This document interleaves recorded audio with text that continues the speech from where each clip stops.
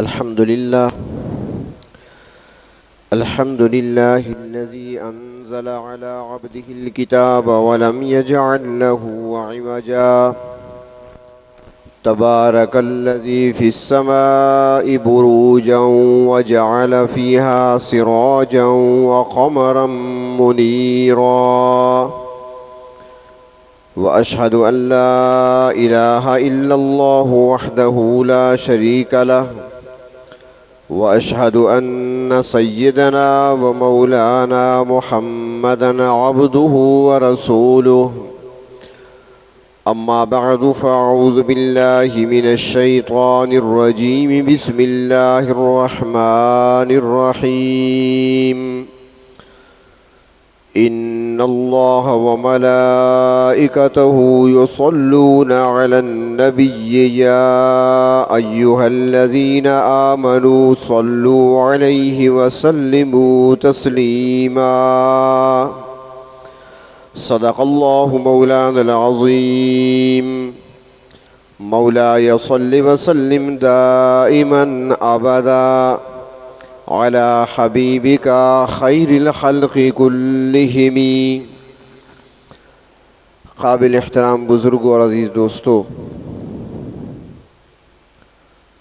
گزشتہ جمعۃ المبارک کے اذکار سے متعلق کچھ عرض کیا تھا، لیکن وقت کی قلت کے پیش نظر درود شریف کی برکات اور فضیلت پر چونکہ بات مختصر ہوئی تھی، اسی لیے آج اسی عنوان کو پورا کرنے کی کوشش کروں گا کہ درود شریف کی برکات کیا ہیں اور اس کی فضیلت کیا ہے۔ درود شریف ایک مقبول عمل ہے اور اجر و ثواب اللہ تبارک و تعالی اس پر بہت زیادہ عطا فرماتے ہیں، اور پھر خاص طور پر جمعہ کا دن اور جمعہ کی رات اس کی فضیلت اور بڑھ جاتی ہے اور اس کا اجر و ثواب بھی بڑھ جاتا ہے۔ اللہ تعالیٰ نے اس امت کو ایک امتیازی حیثیت عطا فرمائی ہے۔ چند ایک خصوصیات ایسی عطا فرمائی ہیں کہ شاید جو دوسری امتوں کو حاصل نہ تھیں۔ ان میں سے ایک یہ بھی ہے بطور انعام کہ اللہ تبارک و تعالیٰ نے عطا فرمایا کہ 3 چیزیں ایسی ہیں کہ جہاں تک ہماری آواز کو فوراً پہنچا دیا جاتا ہے، اور وہ تینوں چیزیں ہمارے قریب نہیں ہیں، ہم سے بہت دور ہیں، لیکن دور ہونے کے باوجود ہماری آواز کو، ہماری خواہش کو، ہماری تمنا کو، ہماری دعا کو، ہماری درخواست کو وہاں پہنچا دیا جاتا ہے فی الفور۔ ان میں سے ایک جنت،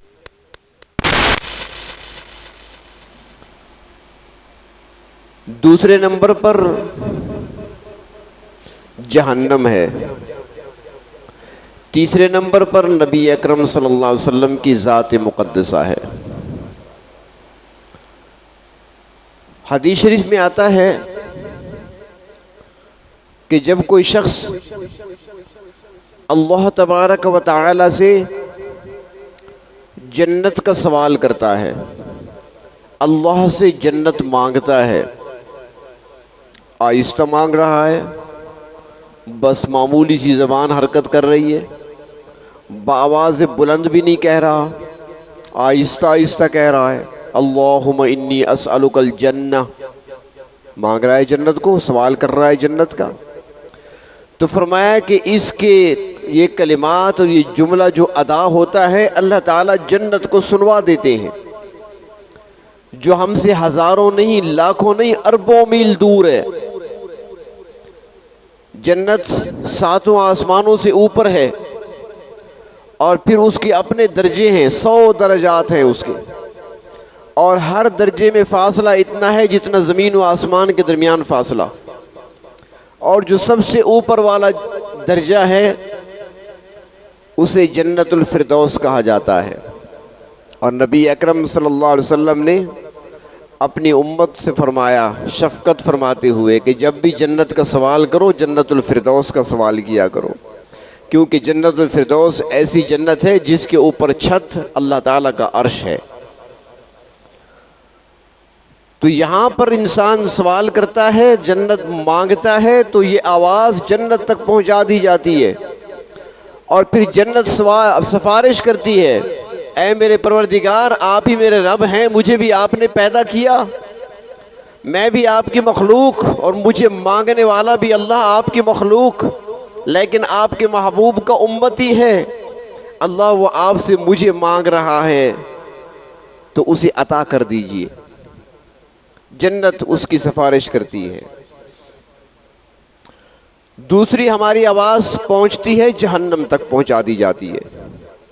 یہاں پر دنیا میں بیٹھ کر کوئی شخص ہاتھ اٹھاتا ہے، اللہم اجرنا من النار، یا اللہم اجرنی من النار، یا اللہ مجھے جہنم سے بچا لیجئے، پناہ مانگ رہا ہے، تو یہ آواز وہاں تک پہنچا دی جاتی ہے، گو کہ اربوں میل ہم سے دور ہے۔ اور پھر جہنم سفارش کرتی، اللہ آپ کا یہ بندہ مجھ سے پناہ مانگ رہا ہے، وہ نہیں آنا چاہتا میرے اندر، تو اللہ اسے مجھ سے بچا لیجئے۔ جہنم سفارش کرتی ہے۔ اور تیسرا انعام اللہ تبارک و تعالیٰ نے یہ فرمایا کہ جب کوئی امتی، اس امت کا کوئی فرد نبی اکرم صلی اللہ علیہ وسلم کی ذات اقدس پر درود بھیجتا ہے تو وہ درود شریف نبی اکرم صلی اللہ علیہ وسلم تک پہنچا دیا جاتا ہے، اور بتا دیا جاتا ہے کہ آپ کے فلاں امتی، فلاں نام ہے، فلاں کا بیٹا ہے، اس نے یہ ہدیہ درود کا بھیجا ہے آپ کی خدمت میں۔ جس طرح کسی بادشاہ کے سامنے اس کے خدام، اس کے خادم کسی کا بھیجا ہوا ہدیہ بڑے ادب و احترام سے پیش کرتے ہیں، نبی اکرم صلی اللہ علیہ وسلم کی خدمت اقدس میں ہمارا بھیجا ہوا درود شریف کا تحفہ ایسے پیش کیا جاتا ہے۔ اور پھر نبی اکرم صلی اللہ علیہ وسلم اپنے اس امتی کے لیے رحمتوں اور مغفرتوں کی دعا فرماتے ہیں۔ اور ایک روایت میں یہ بھی آتا ہے کہ آپ صلی اللہ علیہ وسلم اس بندے کا، اپنے اس امتی کا نام اپنے پاس لکھ لیتے ہیں، اور یہی روز قیامت کام آئے گا جنہوں نے درود شریف پڑھا ہے۔ یہی تو وجہ ہے، ایک صحابی حاضر ہوئے تھے، خیر و برکت کتنی ہے درود شریف کے اندر۔ ایک صحابی حاضر ہوئے، یا رسول اللہ صلی اللہ علیہ وسلم میں آپ پر کتنا درود بھیجوں، روزانہ کتنا درود شریف پڑھوں؟ آپ نے فرمایا جتنا تیرا جی چاہے۔ اس نے کہا یا رسول اللہ صلی اللہ علیہ وسلم میرے جو اعمال ہیں ان میں سے چوتھا حصہ، یعنی چوتھائی وقت میں آپ کے پر درود پڑھنے کے لیے وقف کر دوں، یعنی اپنے اعمال کا چوتھا حصہ، چوتھائی وقت میں نکال کر درود شریف پڑھ لیا کروں۔ آپ نے فرمایا کہ پڑھ لیا کرو، لیکن اگر اس سے بڑھا دو تو بہتر ہے۔ اس نے عرض کیا یا رسول اللہ صلی اللہ علیہ وسلم اگر میں ایک تہائی حصہ درود شریف پڑھنے میں گزار دوں، تیسرا حصہ تو اسے باقی اعمال کروں، تیسرا حصہ درود شریف پڑھتا رہوں۔ فرمایا بہتر ہے، لیکن اگر اس پر زیادہ کر دے تو اور بہتر ہے۔ پھر اس نے عرض کیا یا رسول اللہ صلی اللہ علیہ وسلم اگر میں اپنے اعمال کے اوقات میں سے آدھا حصہ درود شریف پڑھتا رہوں، آپ نے فرمایا یہ بھی بہتر ہے، لیکن اگر مزید بڑھا دے تو زیادہ فائدہ ہوگا۔ تو اس نے عرض کیا یا رسول اللہ صلی اللہ علیہ وسلم بس میں سارا وقت درود شریف ہی پڑھوں گا۔ تو آپ نے اس پر فرمایا کہ اگر تو نے ایسا کیا تو دو باتیں فرمائیں، اللہ تعالیٰ تمہارے گناہوں کو معاف کر دیں گے، اور دوسرا فرمایا کہ اللہ تعالیٰ تجھ سے غموں کو دور فرما دیں گے. بظاہر جو جملہ ہے نا جی، ایک لفظ ہے، ہم نے کہہ دیا غموں کو دور فرما دیں گے، اس میں ساری چیزیں آ گئیں. انسان کو کس چیز کا غم ہوتا ہے؟ کبھی تو ہمیں روزی کا غم ہے، کبھی ہے بیمار ہیں تو ہمیں غم ہے، صحت چاہتے ہیں، یہ بھی تو غم ہے. کبھی خوف کا غم ہے، کہیں پر خوف طاری ہو گیا ہم پر، کہیں پر لوٹ جانے کا غم ہے سفر میں، گھر میں ہے تو چوری کا غم ہے، چوری نہ ہو جائے، مال نہ چلا جائے، نقصان نہ ہو جائے. بچہ اگر سفر پہ گیا ہے، بیٹا سفر پہ گیا ہے تو اس کا غم ہے، اس کی حفاظت ہو جائے. اور اس طرح اولاد بڑی ہو گئی ہے تو ان کے لیے روزی کے اسباب کا غم ہے، یہ دنیاوی غموم. اور پھر انسان کو آگے موت کا غم بھی ہے، قبر کا غم بھی ہے، آگے میدان حشر میں اس نے حاضر ہونا ہے رب کے سامنے، وہ غم بھی سوار ہے انسان پر. یہ کئی غم ہیں. تو اللہ کے نبی نے ایک جملہ فرمایا کہ اگر اس طرح کثرت سے مجھ پر درود پڑھو گے تو اللہ تعالیٰ گناہوں کو معاف کر دیں گے، تجھ سے غموں کو ہٹا دیں گے. یہ سارے غم تمہارے ہٹ جائیں گے، یعنی تمہاری ساری حاجتیں پوری ہوں گی، تمہاری ساری مشکلیں آسان ہوں گی، اور ساری تکلیفیں تجھ سے ہٹا دی جائیں گی. حضرت حسن بصری رحمۃ اللہ علیہ بہت بڑا نام ہے محدثین میں ان کا، تابعین میں سے ہیں، حضرت علی المرتضیٰ رضی اللہ تعالیٰ عنہ کے شاگردوں میں سے ہیں. حضرت حسن بصری صحابہ کا دور پایا انہوں نے، بہت بڑی شخصیت ہیں، بہت بڑا نام ہے، اللہ کے ولی بھی ہیں، محدث بھی ہیں. ان کے پاس ایک مرتبہ ایک خاتون آئی اور اس نے آ کر عرض کیا کہ حضرت میری جوان بیٹی فوت ہو گئی ہے، بالغ ہو چکی تھی، جوان تھی، فوت ہو گئی ہے، اور مجھے غم ہے، پریشان ہوں کہ نہ معلوم میری بیٹی کس حال میں ہے. اگر وہ راحت میں ہے، آرام سکون میں ہے، اللہ نے معاف کر دیا ہے اسے، تو مجھے خوشی ہوگی، اور خدا نہ خواستہ اگر کہیں عذاب میں گرفتار ہے تو پھر میں اس کے لیے جو کر سکتی ہوں کروں گی. تو میں اپنی بیٹی کی حالت کو دیکھنا چاہتی ہوں کہ وہ کس حال میں ہے. حضرت حسن بصری رحمۃ اللہ علیہ نے فرمایا کہ ایسا کرو، تم عشاء کے بعد 4 رکعت نماز نفل پڑھو، ہر رکعت میں سورۃ فاتحہ کے بعد سورۃ تکاثر پڑھو، الہاکم التکاثر آخری پارے میں ہے. 4 رکعتوں میں فاتحہ کے بعد یہ سورت پڑھو. نماز مکمل کر کے دائیں کروٹ پر درود شریف پڑھتے ہوئے سو جاؤ، اللہ تعالیٰ آسانی فرما دیں گے. چنانچہ عشاء کے بعد اس خاتون نے یہ عمل کیا اور عمل کر کے وہ سو گئی. جب سوئی تو اس نے خواب دیکھا، اپنی بیٹی کو دیکھا، اس کے پاؤں میں بیڑیاں ہیں، ہاتھوں میں ہتھکڑیاں ہیں، گلے میں توق ہے، نیچے انگاروں کا بستر بچھا ہوا ہے، انتہائی تکلیف میں اور چیخ رہی ہے، چلا رہی ہے. آنکھ کھل گئی، بیٹھ گئی، رونے لگ گئی. اللہ یہ کیا ماجرا، میری بیٹی عذاب میں گرفتار ہے، میری بیٹی کو وہاں پر سزا مل رہی ہے. رات جیسے تیسے کٹ گئی. صبح حضرت حسن بصری رحمۃ اللہ علیہ کی بارگاہ میں ان کی خدمت میں حاضر ہو گئی، رو رو کر بتا رہی ہیں کہ میں نے بیٹی کو خواب میں دیکھ لیا لیکن وہ تو اس حال میں ہے، بتائیے خدا را میں کیا کروں. انہوں نے فرمایا کہ ان کے لیے صدقہ کرو، ہو سکتا ہے صدقے کی برکت سے اللہ تعالیٰ تخفیف کر دیں، کمی کر دیں عذاب میں. اور ان کے لیے دعا کرو، استغفار کرو، اللہ سے معافی مانگو ان کی طرف سے تاکہ اللہ تعالیٰ اسے معاف کر دیں. چنانچہ واپس آئی، صدقہ کیا، استغفار کرتی رہی، درود شریف اپنا تلاوت کرتی رہی، دعائیں کرتی رہی. دن گزر گیا، رات ہوئی تو اب اس خاتون نے خواب نہیں دیکھا بلکہ حضرت خواجہ حسن بصری نے خود خواب دیکھا. حسن بصری رحمۃ اللہ علیہ خواب دیکھتے ہیں کہ باغ ہے جنت کا، درمیان میں تخت بچھا ہوا ہے اور ایک جوان لڑکی اس پر بیٹھی ہوئی ہے اور اس کے چہرے سے نور کی شعائیں پھوٹ رہی ہیں، انتہائی نورانی لباس پہنے ہوئے، چاروں طرف سے نور ہی نور ہے، روشنی روشنی. حضرت حسن بصری کی نظر پڑی تو اس لڑکی نے کہا حسن بصری مجھے جانتے ہو؟ فرمایا میں تو نہیں جانتا. اس نے کہا ایک خاتون تمہارے پاس کل آئی تھی اور اس نے کہا تھا میری بیٹی عذاب میں گرفتار ہے، یاد ہے؟ انہوں نے کہا جی مجھے یاد ہے. تو وہ کہنے لگی میں وہی ہوں، اسی خاتون کی بیٹی ہوں۔ حضرت حسن بصری فرماتے ہیں کہ اس نے تو بتایا تھا کہ اس کی بیٹی عذاب میں گرفتار ہے اور تو جنت کے باغ میں بیٹھی ہے۔ اس نے کہا میری ماں نے ٹھیک کہا تھا، میں عذاب میں گرفتار تھی، اور صرف میں نہیں، اس قبرستان میں کئی مردے ایسے تھے، لیکن ایک اللہ کے نیک بندے، ایک اللہ کے ولی وہاں پر آئے اور قبرستان میں کھڑے ہو کر انہوں نے درود شریف پڑھا، اور درود شریف پڑھنے کے بعد ہاتھ اٹھائے اور دعا کی کہ اے میرے پروردگار، میرا یہ درود شریف اپنی بارگاہ میں قبول فرما لیجئے، اور اس درود شریف کی برکت سے اس قبرستان میں جن مردوں کو عذاب ہو رہا ہے اللہ ان سے عذاب ہٹا دیجئے، ان کی مغفرت کر دیجئے۔ تو اللہ تعالیٰ نے اپنے اس ولی کی زبان سے نکلے ہوئے الفاظ کو قبول کر لیا، اور درود شریف کی برکت سے صرف مجھے نہیں بلکہ قبرستان میں جتنے بھی عذاب میں گرفتار تھے تمام کو اللہ نے معاف کر دیا۔ تو درود شریف بابرکت وظیفہ ہے، دنیا کے اندر بھی اس کی برکات ہیں، آخرت میں بھی اس کی برکات ظاہر ہوں گی۔ علماء نے لکھا ہے کہ حضرت عبداللہ بن مبارک رحمۃ اللہ علیہ بہت بڑی شخصیت ہیں،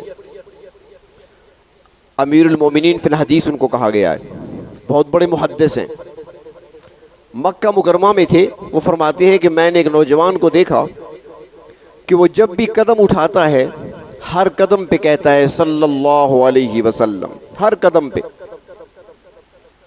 تو میں نے دیکھا، مجھے عجیب لگا، تو میں اس کے پیچھے چلتا رہا، وہ آگے چلتا رہا، میں پیچھے چلتا رہا کہ کب تک کرتا ہے، لیکن مسلسل ایسے ہی کر رہا تھا، یہاں تک کہ وہ درود شریف پڑھتے پڑھتے ایک جگہ آ کر بیٹھ گیا۔ فرمایا میں بھی پیچھے پیچھے آگے وہاں بیٹھ گیا۔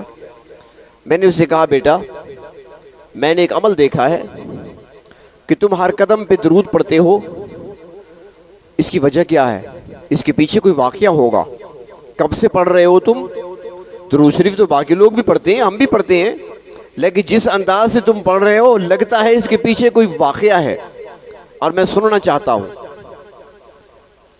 اس نے کہا کہ نہیں ایسی کوئی بات نہیں۔ انہوں نے کہا نہیں مجھے بتانا پڑے گا۔ تو پھر تعارف کرایا کہ مجھے عبداللہ ابن مبارک کہتے ہیں۔ وہ پہچان گیا۔ اس نے کہا حضرت آپ جیسی شخصیت آپ سے تو میں چھپا ہی نہیں سکتا، آپ کو بتا دیتا ہوں، ورنہ یہ میرا اور میرے اللہ کے درمیان راز تھا۔ فرمایا بتاؤ۔ اس نے کہا جی میں سفر پہ، حج کے سفر پہ چلا تھا، میرے ساتھ میرے والد صاحب تھے، ایک قافلے کے ساتھ ہم روانہ ہوئے۔ دوران سفر راستے میں والد صاحب بیمار ہو گئے، اور اتنے شدید بیمار ہوئے کہ وہ سواری پر سوار ہونے کے قابل بھی نہ رہے، اونٹ پر بھی سوار نہیں ہو سکتے تھے۔ قافلے والے ایک دو دن تو ٹھہرے ہمارے ساتھ، پھر انہوں نے کہا کہ بھائی ہم کب تک تمہارے ساتھ ٹھہریں گے، بس تم والد صاحب کو سنبھالو، ہم جا رہے ہیں۔ تو قافلے والے چھوڑ کر چلے گئے۔ میں والد صاحب کی تیمارداری کرتا رہا، وہ انتہائی تکلیف میں تھے، ایک دو دن گزرے، ان کی وفات ہو گئی۔ اب جب وفات ہوئی تو وہاں پر میرے ساتھ کوئی نہیں تھا، اکیلا تھا، رونے بیٹھ گیا، اللہ میں کیا کروں، والد صاحب ہیں، اوپر چادر ڈال دی میں نے، نہ کفن کا انتظام ہے، نہ دفن کا انتظام ہے، نہ میرا کوئی ساتھی ہے یہاں پر، نہ کوئی مددگار ہے، اللہ میں تو اکیلا ہوں، کیا کر سکتا ہوں۔ اتنے میں مجھے دور سے محسوس ہوا کوئی آبادی قریب ہے، چنانچہ میں ان پر چادر ڈال دی تھی، میں چلا گیا، چلتا رہا، آبادی تک جا پہنچا، لوگوں کو وہاں پر بتایا، سارا واقعہ سنایا۔ انہوں نے کہا ٹھیک ہے، ہم کچھ ساتھیوں کے اکٹھا کرتے ہیں، تم جاؤ اپنے والد صاحب کی میت کے ساتھ بیٹھو، لاش کے ساتھ بیٹھو، ہم ساتھی اکٹھے ہو کر آتے ہیں، قبر کا انتظام بھی کرتے ہیں، کفن کا انتظام بھی کرتے ہیں، تمہارا ساتھ دیں گے، ہم آ رہے ہیں۔ ہم یہ جلدی سے آیا۔ جب یہاں آیا اور وہ کہنے لگا کہ میں نے چادر ہٹائی والد صاحب کو دیکھنے کے لیے، کیونکہ میں کافی دور گیا تھا، واپس آیا ہوں، ذرا دیکھ تو لوں۔ کہا جب میں نے دیکھا تو میری چیخیں نکل گئیں کہ میرے والد صاحب کا چہرہ مسخ ہو چکا تھا، اس کی صورت بدل چکی تھی، انسانی شکل میں چہرہ نہیں تھا، اور بالکل کالے سیاہ رنگ کا تھا۔ میں رونے بیٹھ گیا، اللہ یہ کیا ہوا، میرے والد صاحب گناہگار ہوگا، خطاکار ہوگا، اللہ یہ سزا اسے یہاں تو نہ دیتے آپ، اب لوگ آئیں گے، میں لوگوں کو کیسے دکھاؤں گا میرے والد کا چہرہ ہے، کیا کہیں گے وہ، میں کیسے دکھاؤں گا، کیسے تعارف کراؤں گا۔ وہ کہتے ہیں روتے روتے روتے میری آنکھ لگ گئی، اور جو ہی میری آنکھ لگی میں نے خواب دیکھا کہ ایک انتہائی حسین چہرے والے ایک شخصیت آ رہی ہیں اور ان کے ساتھ کچھ اور ساتھی بھی ہیں. وہ تشریف لائے اور آ کر میرے والد صاحب کے چہرے سے کپڑا ہٹایا اور چہرے کو غور سے دیکھا. اس کے بعد چہرے پر اپنا ہاتھ پھیرا تو کہتے آئے کہ میں خواب میں دیکھ رہا ہوں کہ میرے والد صاحب کا چہرہ پہلے سے بھی زیادہ چمکنے لگا، روشن ہو گیا. اس کے بعد پھر چادر ڈال دی. جب وہ جانے لگے تو میں نے آگے بڑھ کر سلام کیا اور میں نے پوچھا آنے والے آپ کون ہیں؟ آپ میرے محسن ہیں، آپ کا احسان ہے یہاں پر میرے والد صاحب اس حال میں تھے، آپ نے اتنا کرم فرمایا، آپ ہیں کون؟ تو وہ جواب میں مجھے خواب میں کہتی ہیں مجھے نہیں پہچانا، میرے ہی تو امتی ہو تم، میری رسالت کا کلمہ تو تم نے پڑھا ہوا ہے. تو وہ کہتے ہیں میں نے عرض کیا میرے والد صاحب تو گناہگار انسان تھے، ان کا چہرہ بدل گیا تھا، مسخ ہو گیا تھا، شکل بدل چکی تھی، رنگت بدل گئی تھی، تو آپ کیسے تشریف لائے؟ تو آپ نے فرمایا بیٹا تیرے والد صاحب گناہگار ضرور تھے، خطاکار ضرور تھے، لیکن روزانہ باقاعدگی سے مجھ پر درود پڑھا کرتے تھے. آج جب اس کا درود مجھ تک نہیں پہنچا تو میں نے درود لانے والوں سے کہا کہ وہ تحفے جو روزانہ آیا کرتے تھے نہیں آئے، تو انہوں نے بتایا کہ اس کی وفات ہو گئی، شکل مسخ ہو گئی.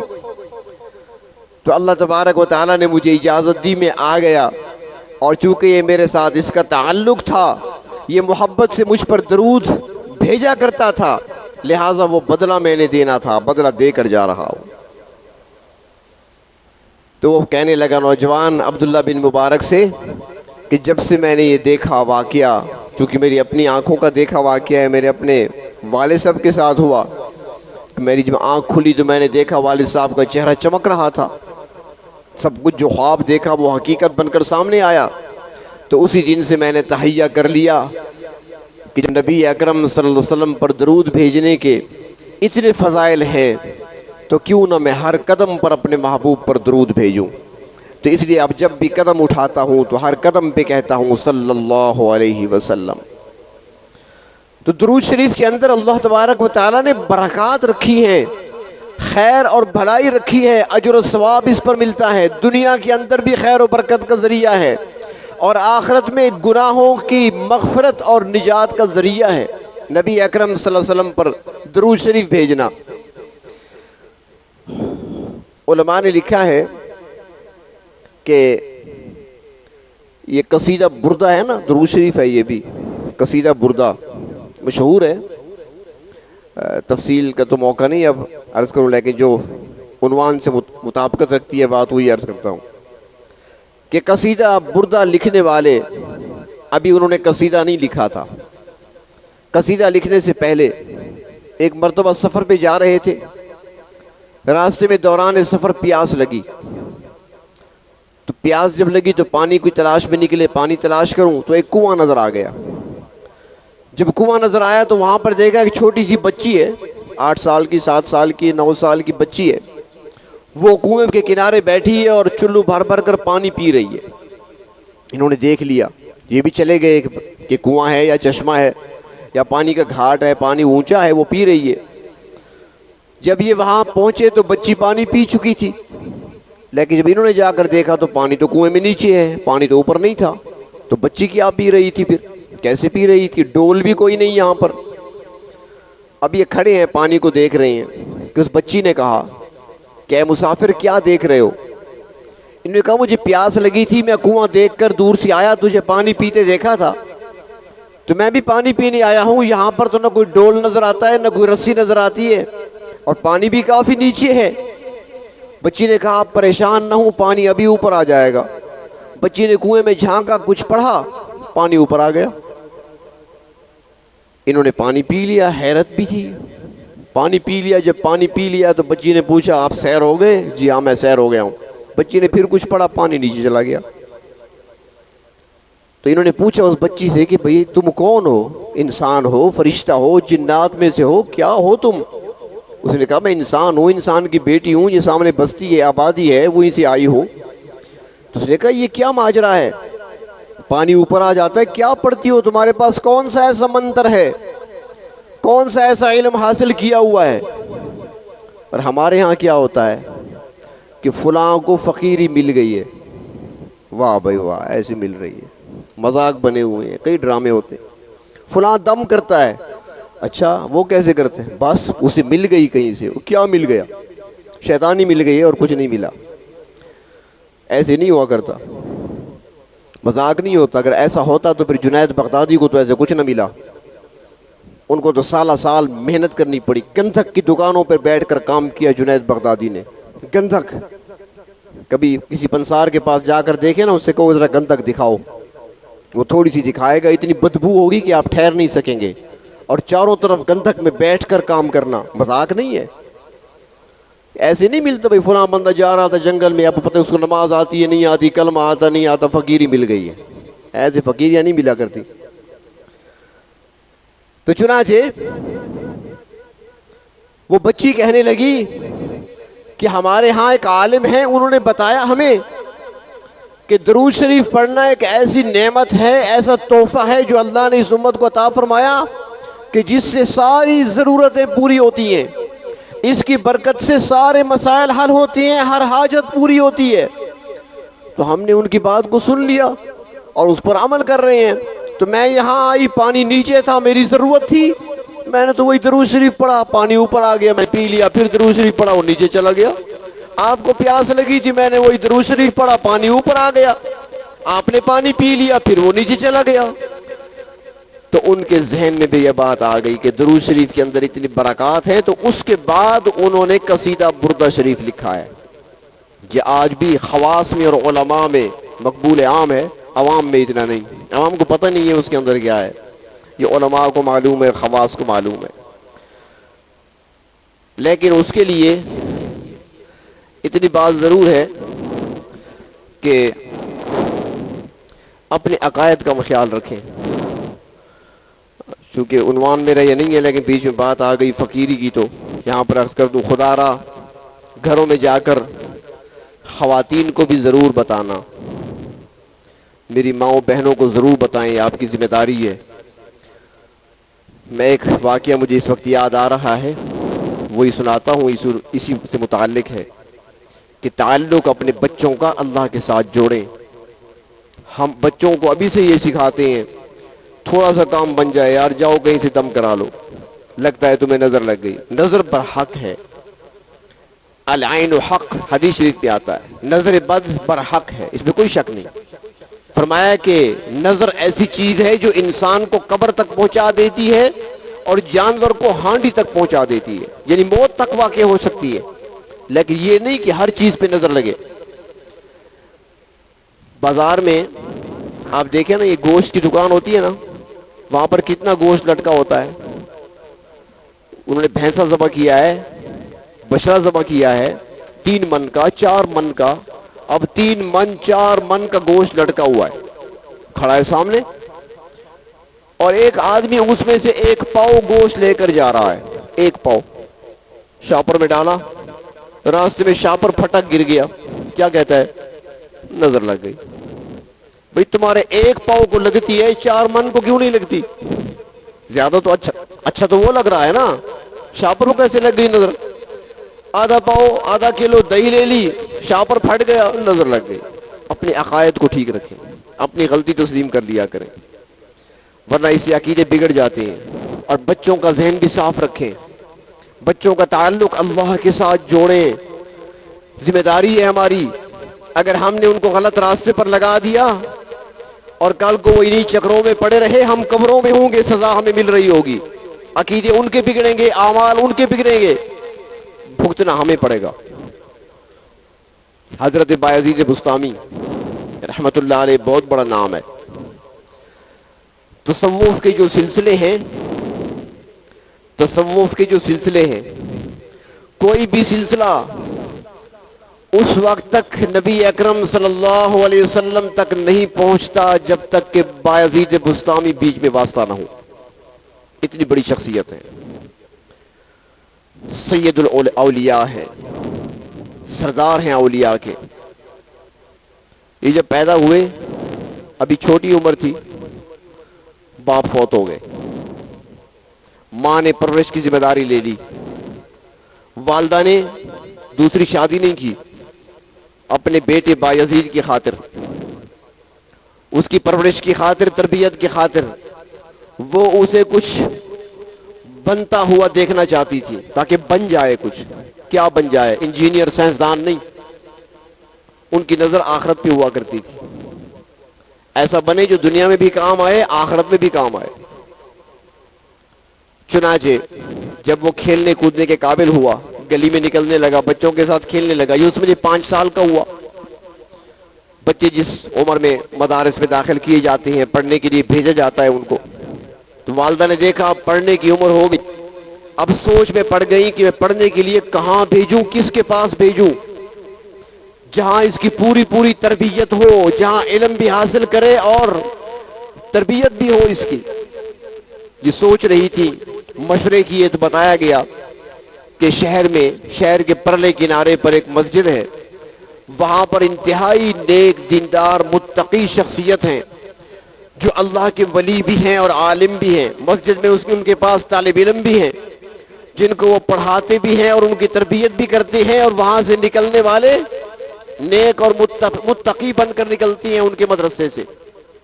چنانچہ انہوں نے بھی ارادہ کر لیا کہ بایزید کو وہاں لے کر جاؤں گی.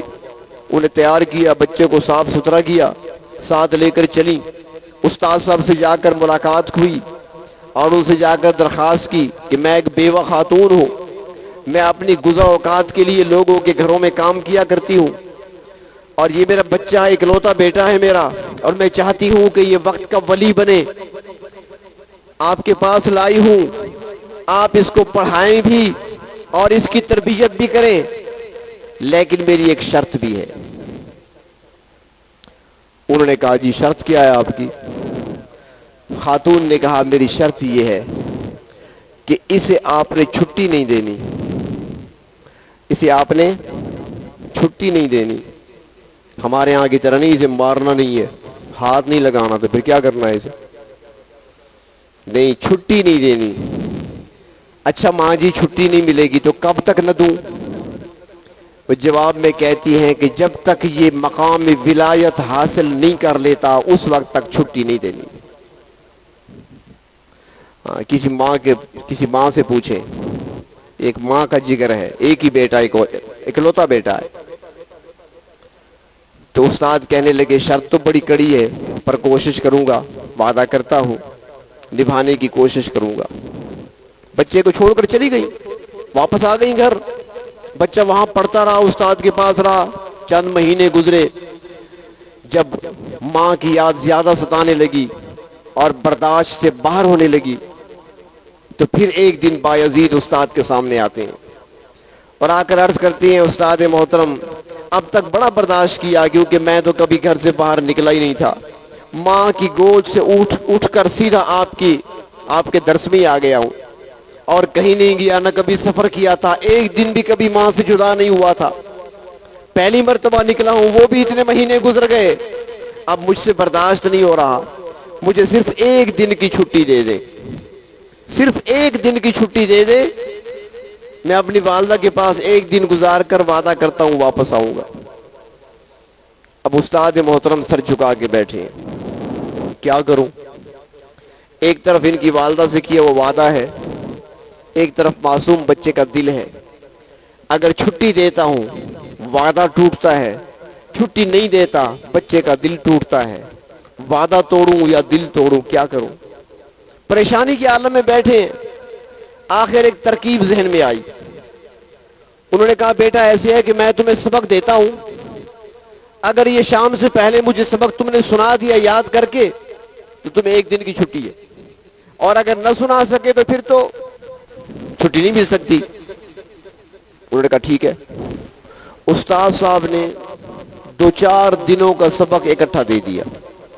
ان کا خیال تھا کہ یہ شام تک یاد نہیں کر سکے گا اور چھٹی بھی نہیں مانگے گا. ان کی والدہ سے کیا وعدہ برقرار رہے گا، معاہدہ برقرار رہے گا. سبق بہت زیادہ، بچے کی عمر چھوٹی. چنانچہ یہ سبق لے کر آ گئے، آ کر بیٹھے، سبق کو دیکھا تو پریشان ہو گئے. بچے تھے کہ بھئی استاد صاحب نے اتنا سبق دے دیا مجھے یہ سبق کون یاد کرے گا؟ کیسے یاد کروں گا؟ ایک دن میں شام سے پہلے یہ سبق میں کیسے سناؤں گا؟ پریشان ہو گئے۔ اسی پریشانی کے عالم میں بیٹھے تھے، چھوٹی عمر ہے، یاد آیا کہ میری امی بھی مجھے اکثر کہا کرتی تھی، اور استاد صاحب بھی کہتے ہیں کہ کوئی ایسا کام دنیا میں نہیں ہے جو اللہ تعالیٰ سے نہ ہو سکے۔ یہ تربیت ہے، اسی پر عرض کر رہا ہوں ساری بات جو میں نے چلائی ہے۔ ان کی ماؤں کو، بچوں کی ماؤں کو جا کر بتائیں کہ اس طریقے سے تربیت کریں اپنی اولاد کی، خدا را کسی اور طرف نہ لے جائیں۔ تو بچہ سوچ رہا ہے، امی بھی اکثر کہا کرتی تھی، استاد صاحب بھی کہتے ہیں کہ سارے مسائل کا حل اللہ کے پاس ہے، اور کوئی مسئلہ ہمارا ایسا نہیں جو اللہ سے حل نہ ہو سکے، تو کیوں نہ اللہ سے مدد مانگ لو۔ مصلی بچھایا، 2 رکعت کی نیت کر لی، خوب عاجزی انکساری سے بچے نے 2 رکعت پڑھی۔ اس کے بعد ہاتھ اٹھائے، اے میرے پروردگار، میں ماں سے جدا ہو چکا ہوں، کئی مہینے گزر گئے، بڑا جی چاہتا ہے اپنی والدہ سے ملنے کو، جی کرتا ہے، چھٹی نہیں مل رہی۔ اللہ، اگر میں نے سبق یاد کر کے سنا دیا تو چھٹی مل جائے گی، نہ سنایا تو نہیں ملے گی۔ اللہ، سبق زیادہ ہے، مجھ سے یاد نہیں ہو سکتا، اے اللہ اس معاملے میں میری مدد فرما دے۔ دعا مانگ لی، اس کے بعد دیکھنا شروع کیا، ادھر دیکھتے جاتے ہیں ادھر یاد ہوتا جاتا ہے۔ شام سے پہلے آتے ہیں، استاد صاحب سبق یاد کر لیا۔ استاد نے بڑے فخر سے کہا کہ سناؤ۔ ان کو یقین تھا کہ یاد نہیں ہو سکتا، لیکن جب سنانے بیٹھے تو سارا فر سنا دیا۔ اب استاد نے وعدہ پورا کرنا تھا، کہا بیٹا تیری چھٹی ہے، جاؤ، لیکن وعدہ پورا کرنا، ایک دن گزار کے واپس آنا ہے۔ دروازے پہ آئے، دستک دیتے ہیں۔ جب بچہ دستک دیتا ہے، ایک بار دروازہ کھٹکھٹایا، دوسری بار، تیسری بار، جواب نہیں آ رہا، آخر آواز دیتے ہیں، اندر سے آواز آئی والدہ کی، کون ہے دروازے پر؟ یہ جواب دیتے ہیں، آپ کا بیٹا ہوں، بایزید ہوں۔ اندر سے ماں کہتی ہے کہ ہاں میرا بیٹا بھی ایک بایزید تھا، لیکن میرا بایزید دروازے پہ نہیں آ سکتا جب تک وہ اللہ کا ولی نہ بن جائے، تو کوئی اور ہے، تم کچھ اور ہو، کسی اور کے بیٹے بایزید ہوگے، میرا بیٹا واپس نہیں آئے گا۔ ماں جانتی تھی کہ بیٹا ہے دروازے پر، لیکن نہیں کھولنا تھا، دل پر پتھر رکھنے پڑتے ہیں۔ بچہ سمجھ گیا کہ ماں نے دروازہ نہیں کھولنا، وہ مجھے کچھ بنا ہوا دیکھنا چاہتی ہیں، تو واپس آئے اور آ کر حضرت استاد کی خدمت میں آ کر پہنچے۔ استاد صاحب نے دیکھا بچے کا چہرہ اترا ہوا، آنکھوں میں آنسو ہیں، کہتے ہیں بیٹا کیوں واپس آ گئے؟ کہنے لگے استاد محترم گیا تھا، دروازہ کھٹکھٹایا تھا، ماں جی نے کہا کہ میرا بیٹا بایزید پڑھنے گیا ہے، وہ کچھ بن کر آئے گا، وہ مجھے بیٹا تسلیم کرنے کے لیے تیار نہیں تھی۔ استاد صاحب میں بھی راستے میں سوچ کر فیصلہ کر کے آیا ہوں کہ اب اس وقت جاؤں گا جب اللہ تبارک و تعالی مجھے بھی کوئی مقام عطا کر دے۔ چنانچہ اس کے بعد اپنے استاد کے زیر تربیت رہے، پڑھتے بھی رہے، تربیت بھی حاصل کرتے رہے، یہاں تک کہ ایک دن استاد رات کو سوئے ہوئے ہیں، خواب میں زیارت ہوتی ہے نبی اکرم صلی اللہ علیہ وسلم کی، اور آپ فرماتے ہیں کہ بایزید کی تربیت مکمل ہو چکی ہے، ہم نے بایزید کو ولایت کا تاج پہنا دیا ہے، لہٰذا ان کو چھٹی دیجیے تاکہ اپنی والدہ کی خدمت کریں۔ اللہ کے رسول فرماتے ہیں کہ ہم نے ولایت کا تاج اسے پہنا دیا۔ استاد کی آنکھ کھلی، دوڑ کر گئے بایزید کے کمرے میں، جا کر دیکھا تو مصلی پہ کھڑا اپنے رب کے سامنے مناجات پیش کر رہا تھا۔ جب وہ نماز سے فارغ ہوئے، استاد نے اپنی دستار اتار کر بایزید کے سر پہ رکھی اور فرمایا بیٹا آج سے تم فارغ ہو، اپنی والدہ کے پاس جاؤ۔ یہ آتے ہیں اپنی والدہ کے پاس، دروازہ کھٹکھٹاتے ہیں، جو ہی دروازہ کھٹکھٹایا ایسے لگا جیسے ماں مدتوں سے دروازے میں کھڑی ہو، دروازہ کھل گیا، اندر داخل ہوا، اپنی ماں کے قدموں میں گر گیا۔ 16 سال کے بعد اپنی والدہ سے ملا تھا، 16 سال گزار کر آیا تھا۔ یہ مائیں تھی تربیت کرنے والی بچوں کی، تو کم از کم اولاد کی تربیت تو صحیح کریں، ان کی عقائد کا خیال رکھیں۔ اور جو میرا عنوان تھا درود شریف کا، کم از کم بچوں کو درود شریف پڑھنے کا عادی بنائیں، برکتیں ملیں گی۔ ایک بزرگ گزرے ہیں، قاری تھے، درود شریف کثرت سے پڑھا کرتے تھے، کثرت سے درود شریف پڑھا کرتے تھے۔ ایک رات کو سوئے، خواب میں دیکھا نبی اکرم صلی اللہ علیہ وسلم کی زیارت ہوئی، آپ نے فرمایا کہ تم کثرت سے اور بڑی محبت سے مجھ پر درود پڑھا کرتے ہو، لہٰذا اپنے ہونٹ میرے قریب کرو تاکہ میں بوسہ لے لوں۔ تو نبی اکرم صلی اللہ علیہ وسلم نے اپنے مبارک لب خواب میں اس کے لبوں پہ رکھ دیے۔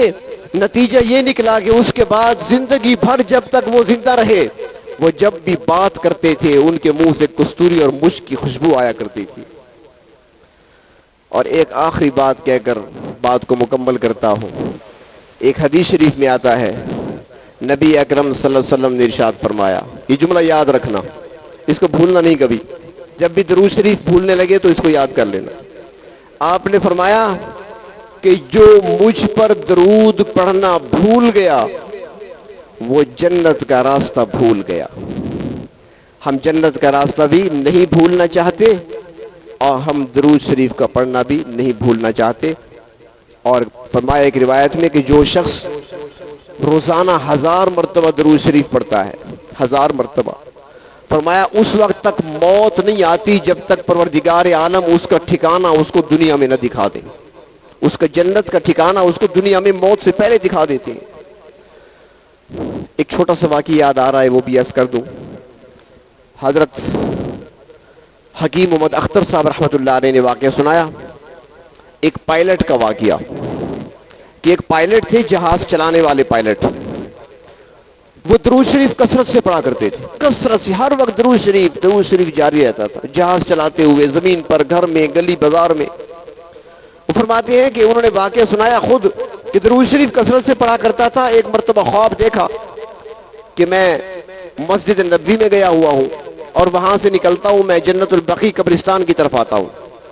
جو حضرات گئے انہوں نے دیکھا ہوا ہے، روضہ مبارک کے بالکل سامنے ہے، باب البقیع کے سامنے بقیع ہے۔ تو مین گیٹ سے جب میں اندر داخل ہوا خواب میں، تو فرماتے ہیں کہ میز رکھی ہوئی تھی، میز پر فون پڑا تھا، جو ہمارے ہاں فون ہوتے تھے نا، P T C L, phone پڑا ہوا تھا۔ تو وہ کہتے ہیں جب میں داخل ہوا فون پڑا تھا، جب قریب پہنچا تو فون کی گھنٹی بج اٹھی۔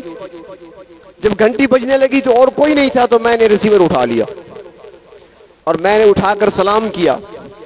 دوسری طرف سے جواب آیا، وعلیکم السلام یا بنیا، اے بیٹے وعلیکم السلام۔ میں نے کہا جی آپ کون ہیں؟ اس نے کہا تیری ماں عائشہ صدیقہ ہوں۔ تو کہتا ہے میرے رونگٹے کھڑے ہو گئے خواب کے اندر، امی جان آپ کیسے؟ فرمایا بیٹا شکایت کرنی تھی کہ اپنے درود میں ہمیں یاد کیوں نہیں کرتے، اپنے درود میں ہمیں یاد کیوں نہیں کرتے؟ اتنی بات تھی کہ بس فون کٹ گیا، میری آنکھ کھل گئی۔ تو میں نے سوچا میں تو پڑھتا ہوں صلی اللہ علیہ وسلم، میں آپ کی آل کو بھول جاتا ہوں۔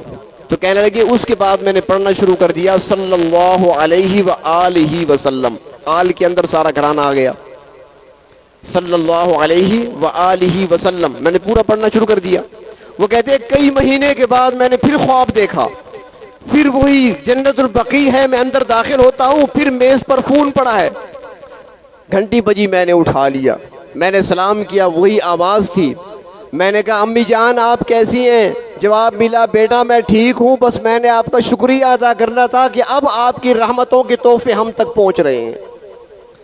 اس لیے درود شریف مکمل پڑھا کریں، آل کو بھی یاد کیا کریں، اور فرمایا 1000 مرتبہ تو کم از کم روزانہ کوئی درود شریف بھی ہو، وقت نکال کر پڑھا جا سکتا ہے۔ اللہ تبارک و تعالیٰ کثرت سے درود شریف پڑھنے کی توفیق عطا فرمائے۔